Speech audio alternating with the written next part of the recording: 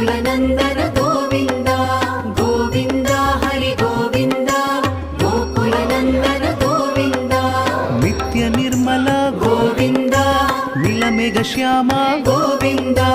पुराण पुरुष गोविन्द पुण्डरीकाक्ष गोविन्द गोविन्द हरि गोविन्द गोकुलनन्दन गोविन्द गोविन्द हरि गोविन्द गोकुलनन्दन गोविन्द नन्दनन्दन गोविन्द नवनीत चोर गोविन्द पशुपालक श्री गोविन्द पाप विमोचन गोविन्द